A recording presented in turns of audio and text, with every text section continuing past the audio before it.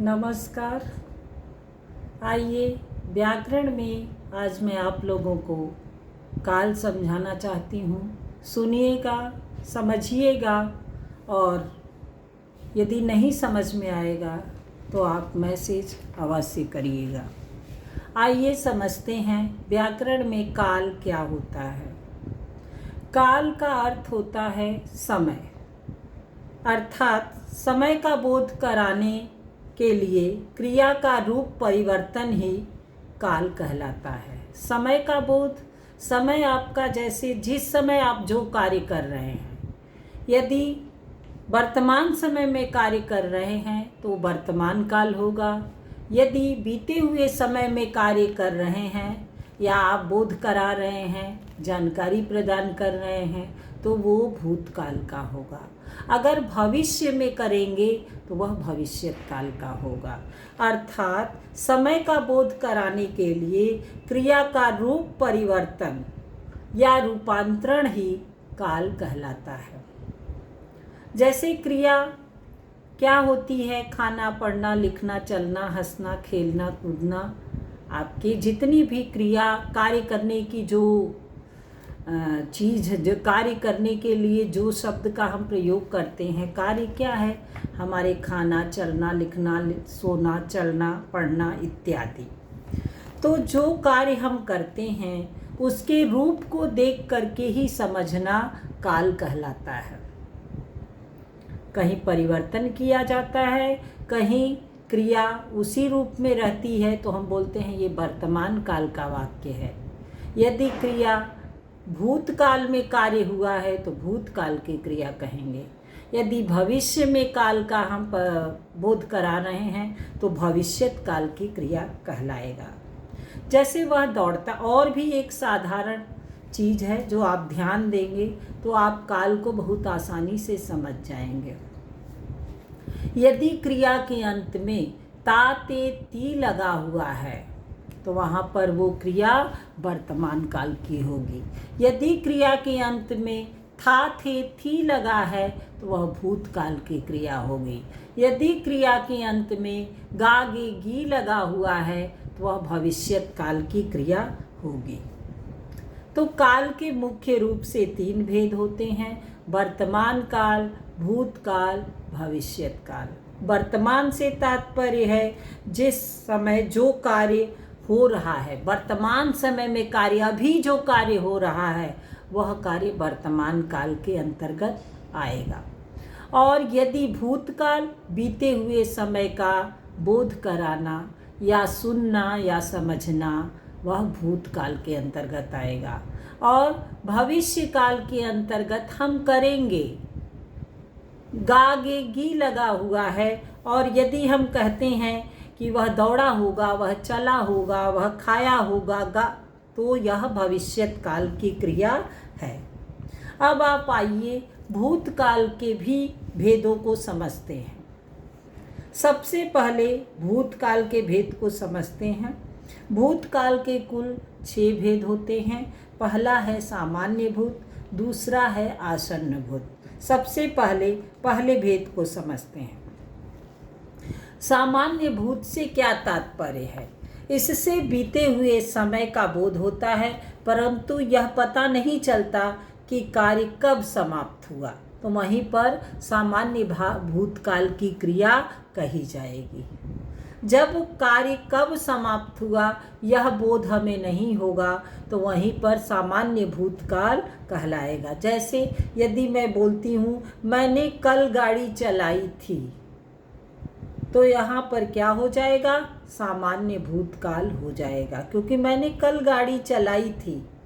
क्यों चलाई थी, कब चलाई थी, इसका बोध इसमें नहीं कराया गया है, इसलिए यह क्या है? सामान्य भूतकाल की क्रिया है। आसन्न भूतकाल, आसन्न भूतकाल का क्या अर्थ होता है? इसका अर्थ होता है निकट या पास में।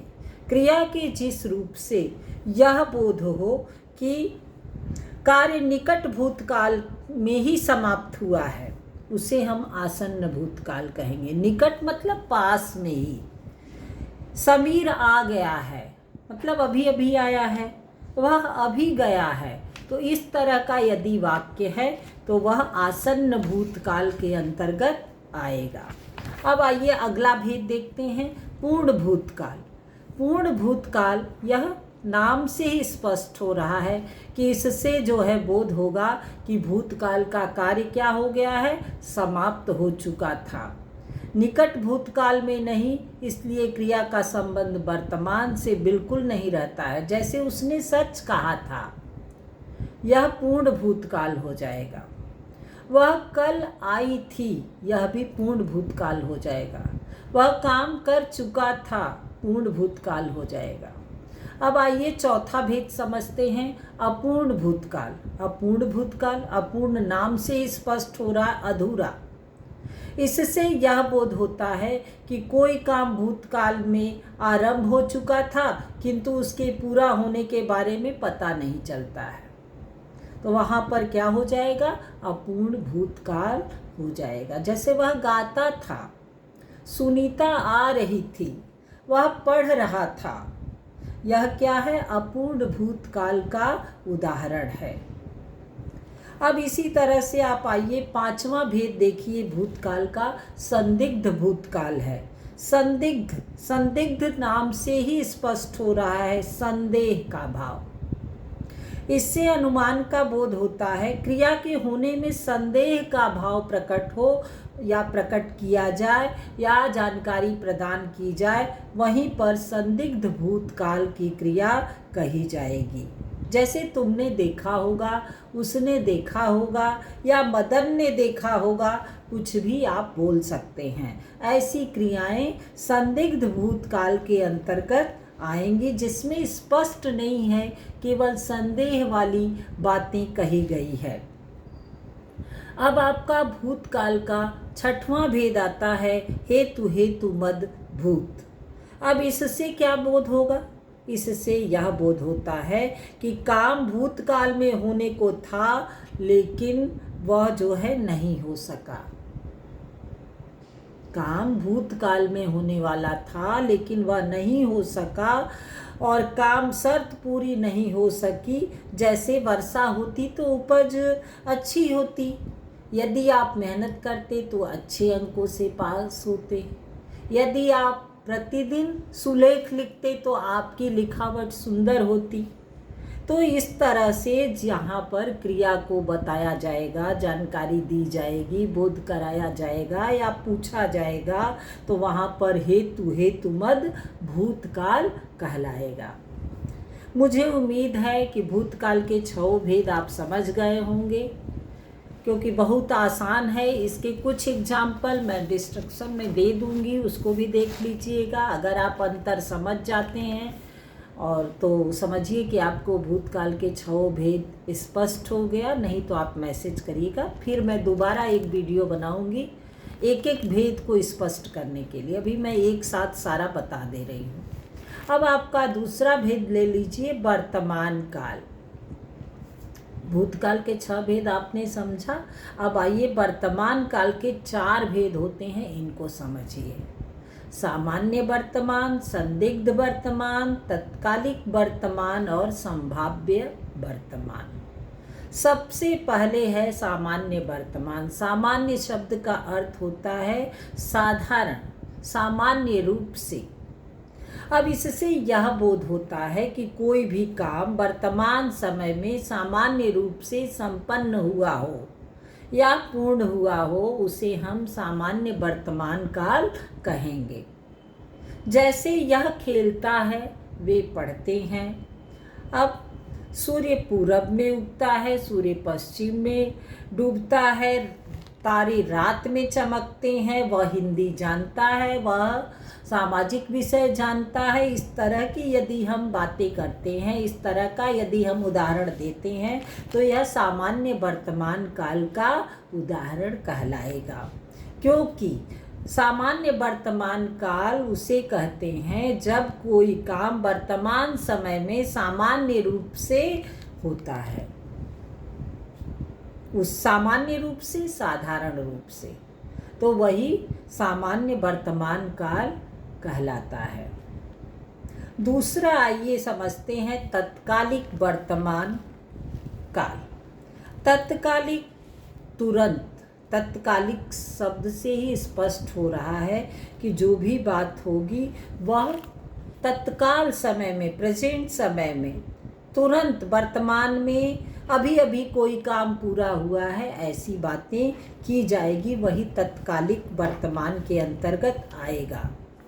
जैसे यदि मैं बोलती हूँ कि इकबाल भारत में रहता है, या इकबाल भारत में रह रहा है, या मैं बोलती हूँ कि मैं संजय नगर कॉलोनी में रहती हूँ, तो यह क्या है? तत्कालिक वर्तमान होगा। मैं रहने का स्थान, वर्तमान समय बता रही हूँ कि मैं कहाँ रह रही हूँ। तो जब तुरंत की बातें कही जाएगी तो वह तत्कालिक वर्तमान कहलाएगा। जैसे कहते हैं चिड़िया उड़ती है, ये तत्कालिक वर्तमान हो गया। चिड़िया उड़ रही है, ये भी तत्कालिक वर्तमान हो गया। तत्कालिक वर्तमान से ध्यान देने वाली बात यह है कि जो काम हो रहा है वह अवश्य ही समाप्त हो जाएगा। यह निश्चित नहीं है कि वह काम भविष्य में फिर होगा या नहीं।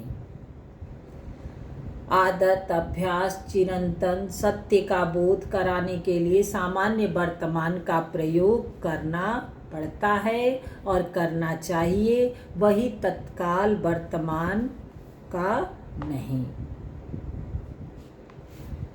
जैसे आपको तत्कालिक वर्तमान समझे, सामान्य वर्तमान समझे, उसी तरह से आपका तीसरा भेद है संदिग्ध वर्तमान काल।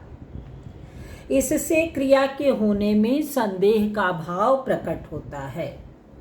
संदेह आप समझ सकते हैं, संदेह मतलब कि वह कार्य करता होगा या नहीं, ये कोई श्योर नहीं होगा, उसमें निश्चित बात नहीं बताई जाएगी, वही संदिग्ध वर्तमान काल कहलाएगा। जैसे मैं बोलती हूँ वह पढ़ता होगा, वह लिखता होगा, वह खेलती होगी, वह पढ़ रहा होगा, ये एक अंदाजा लगाया गया, एक जो है पूर्ण रूप से स्पष्ट नहीं कहा गया, निश्चित रूप से नहीं कहा जा रहा।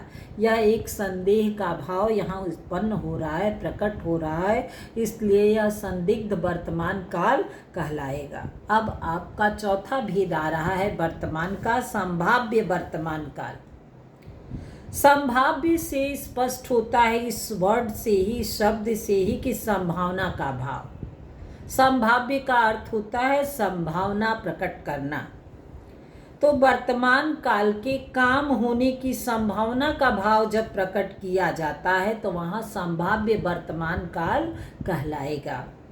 जैसे वह आया होगा या वह आया हो तो मेरा पत्र उसे दे देना, वह पढ़ता हो तो उसे तंग मत करना। इस तरह की बातें यदि की जाती है तो यह संभाव्य वर्तमान काल का उदाहरण है। संभाव्य वर्तमान काल इसे कहेंगे। वैसे ही आप आइए देखिए, अब आपका तीसरा भेद जो काल का है वह भविष्यत काल है। अब आपका वर्तमान हो गया, भूत हो गया, अब मैं आपको समझाने जा रही हूँ भविष्यत काल, जिसके क्रिया के अंत में गा, गे, गी लगा रहता है, वही भविष्यत काल के अंतर्गत आता है। अब इसके भी चार भेद हैं। पहला है सामान्य भविष्यत काल, दूसरा अपूर्ण भविष्यत काल, तीसरा संभाव्य भविष्यत काल, चौथा पूर्ण भविष्यत काल। सबसे पहला है सामान्य भविष्यत काल। फिर सामान्य का अर्थ होगा साधारण। इससे यह बोध होगा कि कोई काम आने वाले समय में सामान्य रूप से होगा। वैसे तो भविष्य अनिश्चित है, पर इस काल की क्रिया में निश्चितता की मात्रा अधिक रहेगी या रहती है। जैसे वह पढ़ेगा, कोई बोलता है वह पढ़ेगा, मैं जाऊंगा, मैं लिखूंगा, वह जाएगी, वह लिखेगा, इस तरह की यदि बातें की जाती हैं तो वहीं पर सामान्य भविष्यत काल का उदाहरण कहा जाएगा, क्योंकि सामान्य रूप से इसमें बात कही जा रही है, कुछ श्योर नहीं है। वह लिखेगा, वह पढ़ेगा, वह चलेगा, वह मैं जाऊंगा, या वह जाएगा, वह जाएगी इत्यादि। इस तरह के क्रिया से, इस तरह के वाक्यों से यह स्पष्ट होता है कि यह सामान्य भविष्यत काल का उदाहरण है। क्यों? क्योंकि कोई भी काम जब सामान्य रूप से होगा तो उसे हम सामान्य भविष्यत काल कहेंगे।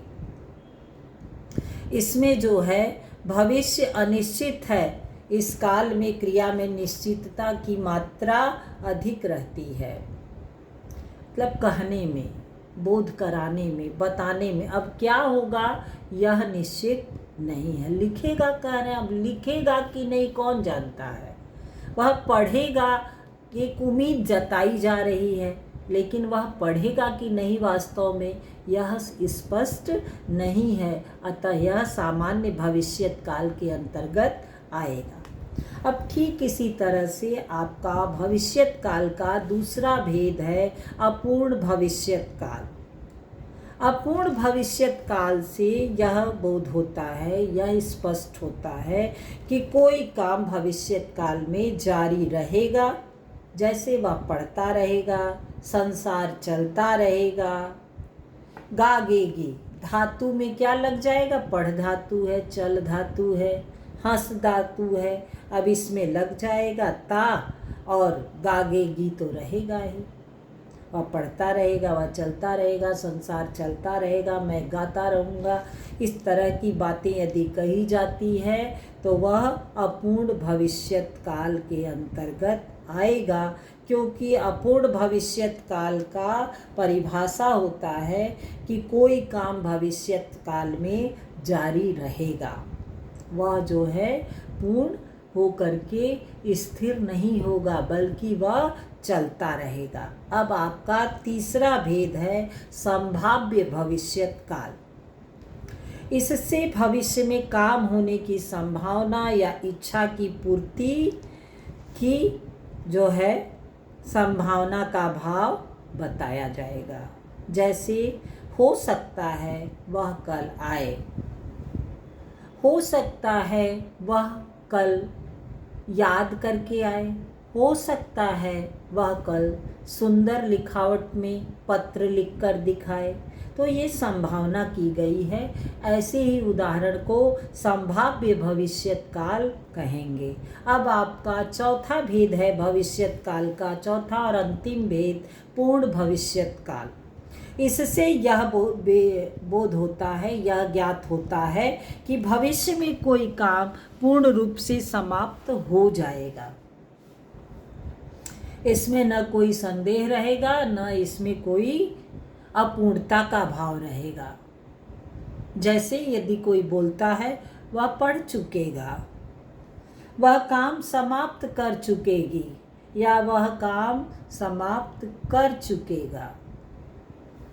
चुकेगा, चुकेंगे, चुकेंगी आदि का प्रयोग यदि किया गया है तो इससे स्पष्ट है कि वह कार्य समाप्त हो गया है वहाँ पर। तो जहाँ समाप्ति का बोध होगा वहीं पर पूर्ण भविष्यत काल कहलाएगा। मुझे उम्मीद है आपको काल के विषय में जानकारी मिल गई होगी। आप सुनेंगे वीडियो तो समझ जाएंगे।